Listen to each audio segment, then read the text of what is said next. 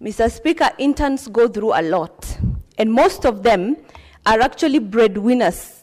Most of our youth working in the government offices, in various government institutions, are breadwinners. And I'm sure if we were to rank countries, the level of depression of the young people in countries globally, Kenya will rank among the top. This is why you see them very, very much aggressive on social media, aggressive on the streets. It's because of the level of frustration that our young people are going through. Mr. Speaker, we need a shift in mindset in our country as far as the administration is concerned.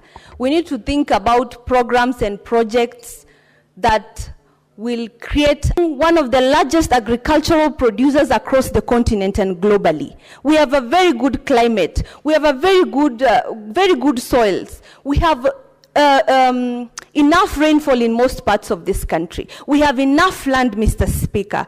And if we are able to convert these idle, huge tracts of land into agricultural fields, into plantations, we are able to secure the future and the future of our country as far as food security is concerned. It is so painful when I see sometimes that we have to import maize, we have to import some agricultural produce, when in reality, many of our young people are sitting idle. And these are hardworking people, because I know most of the youth right now are late millennials and Gen Zs. These are people who are very hardworking and can get into business.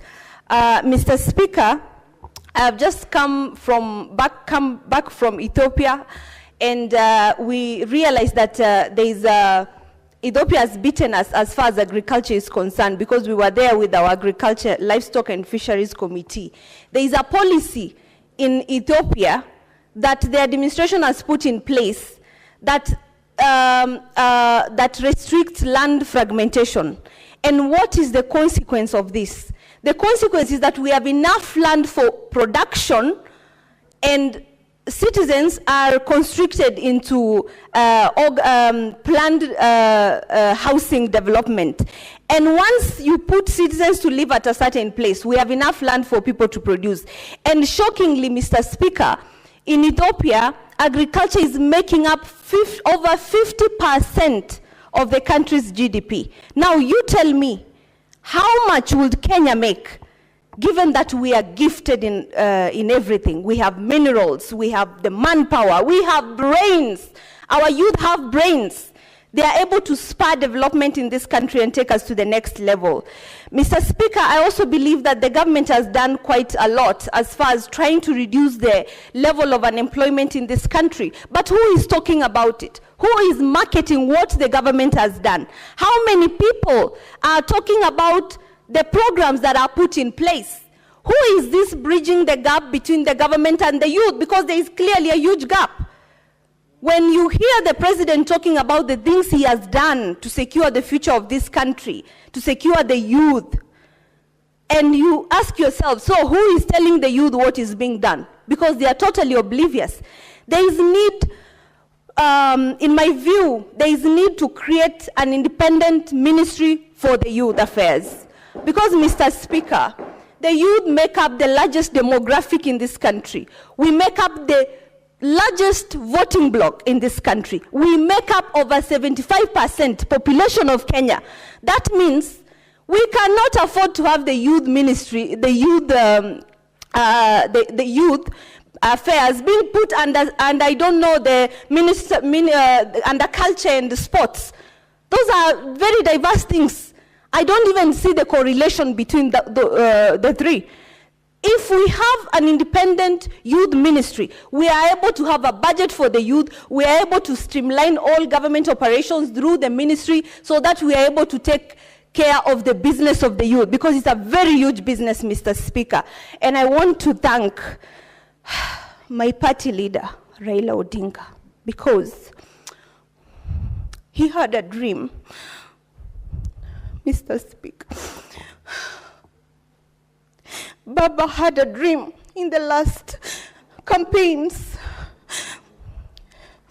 and he wanted the Ministry of Youth to be an independent ministry. because, Mr. Speaker, the youth occupied a very central part of his heart. And he understood that the country is going nowhere if we are not talking about the youth. The country is doing nothing if we are not prioritizing the largest demographic of our country. I have worked in several ministries, state ministries, before I became a senator, Mr. Speaker. And I remember at one point in a state department, I was working under the Department of Finance, and one of the ladies could barely even see the computer, Mr. Speaker. She was struggling to peep what was in the computer. Because the boss, the top dog in that state department, was from her tribe. And I was the only young person in that state department, in the Department of Finance. And I was given a lot of workload. Being punished for being young, being punished for being new, and even maybe for being a minority. Yet such opportunities should go to very many young Kenyans, very many youth who are your children, for your information. Mr. Speaker, if the administration is able to shift its mind and start thinking of producing rather than consuming, we will start thinking about the manufacturing sector. We will start thinking about factories. We will start thinking about farms. Kenyan youth are very talented and gifted. You can see what they are creating with AI. Is this AI controlled within the Republic of Kenya? If we advance technology, there is so much potential for our young people in technology. Kenya is, I think, ranking as the second largest consumer of internet continent-wide, after South Africa. Not even Nigeria has beaten Kenya. Why? Despite having the largest population, thank you. Despite having the largest population, over 250 million, compared to the 50 million of Kenya, Kenya ranks as the second consumer of internet continent-wide. Because in Nigeria, internet is expensive. So how are we utilizing the affordable internet in Kenya to benefit our youth, to benefit the largest demographic in our country? It's the same thing I always say when campaigning. You cannot think of taking care of a nation without taking care of the largest population of that nation. And when you secure the youth, you give them opportunities in agriculture, in technology, in manufacturing. We will be killing so many birds with one stone. One, we will be securing the future of Kenya as far as food is concerned. We will no longer be borrowing. Isn't it shameful for a nation to borrow food from outside when our youth are sitting idle? When we have land sitting idle? We should be thinking of projects in water, providing water to nomads in the north so that we can farm with our lands.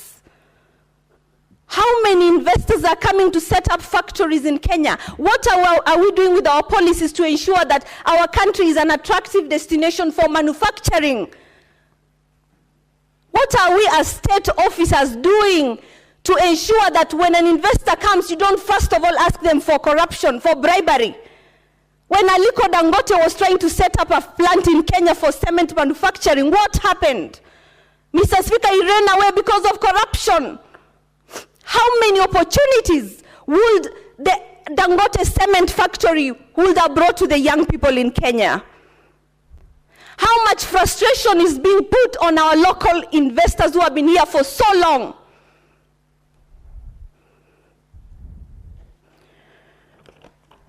Mr. Speaker, there is a need to start thinking of our youth as our children, as people deserving of a decent life, a decent wage bill, decent employment.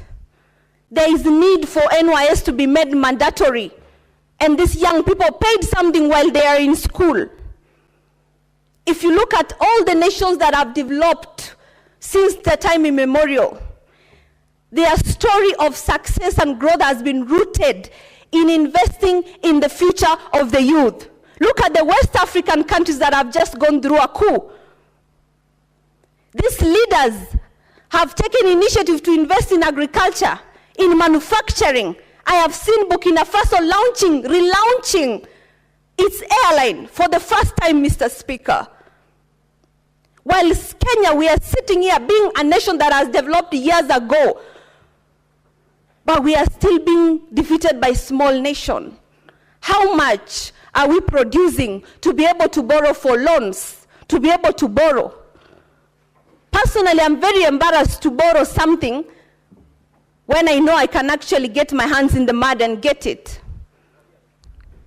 I have sold pancakes and mandazis because I couldn't get a job in this government, because I did not know anybody.